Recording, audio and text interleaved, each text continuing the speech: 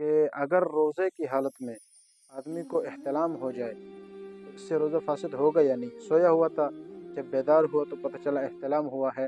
تو اس سے روزہ فاسد ہو جائے گا یا نہیں ہوگا؟ اگر روزہ فاسد ہو گیا ہے، ٹھیک ہے نا، تو کیا پھر کھانے پینے کی گنجائش ہے یا نہیں ہے؟ تو اس کا جواب یہ ہے کہ اگر آدمی سویا ہے اور اٹھا تو احتلام ہو چکا ہے، احتلام سے روزہ فاسد نہیں ہوگا، کچھ بھی نہیں ہوگا۔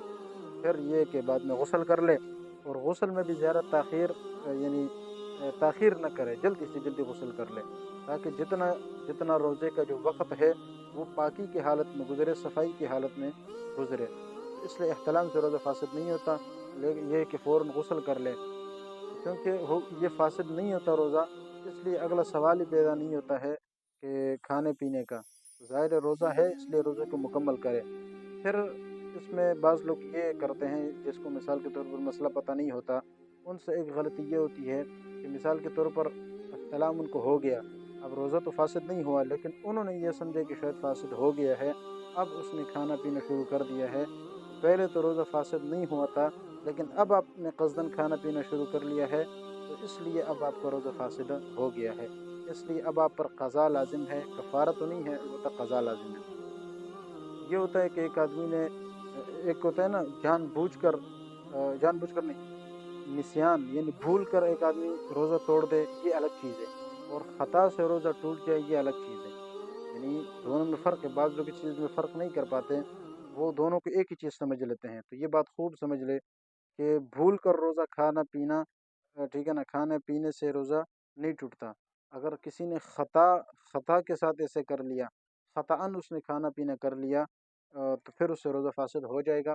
اس کی ایک مثال تو یہی جو میں نے ابھی دی ہے کہ روزہ مثال کے طور پر اس کے احتلام ہو گیا اور روزہ تو نہیں ٹوٹا، لیکن پھر اس نے سوچا کہ شاید روزہ ٹوٹ چکا ہے اور اب اس نے کھانا پینا شروع کر لیا ہے، کھانا پینا اس نے کر لیا۔ اب دیکھو یہ بھول نہیں ہے لیکن خطا ہے،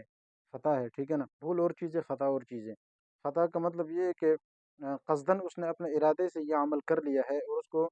صرف مسئلے کا پتہ نہیں تھا اور اس نے ایسے کر لیا، باقی اپنے اختیار سے اس نے یہ سب کچھ کر لیا ہے، تو اس سے بھی یاد رکھے روزہ فاسد ہو جائے گا۔ ہاں، بھول کے کھانے پینے کا یہ الگ مسئلہ ہے کہ اس کو روزہ ہی یاد نہیں تھا، ٹھیک ہے نا، اس کو روزہ یاد ہی نہیں تھا اور پھر اس نے کھانا پینا کر لیا، اس کو کہتے ہیں نسیان، یہ ہوتا ہے بھول جانا، تو اس سے تو روزہ فاسد نہیں ہوگا۔ لیکن اگر ایک آدمی کو روزہ یاد ہے، مسئلے کا پتہ نہیں ہے، یا کسی اور وجہ سے اس نے بے احتیاطی کی اور خطا اس سے ہو گئی اور اس نے کھانا پینا شروع کر لیا یا کھا پی لیا، تو اس سے بھی روزہ اس کا فاسد ہو جائے گا۔ یا اس کی ایک اور مثال یہ سمجھے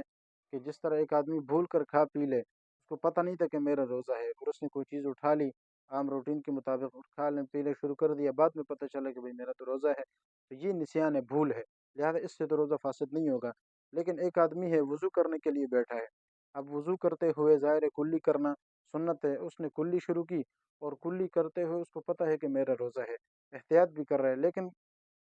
یعنی کلی کرتے ہوئے اس کا جو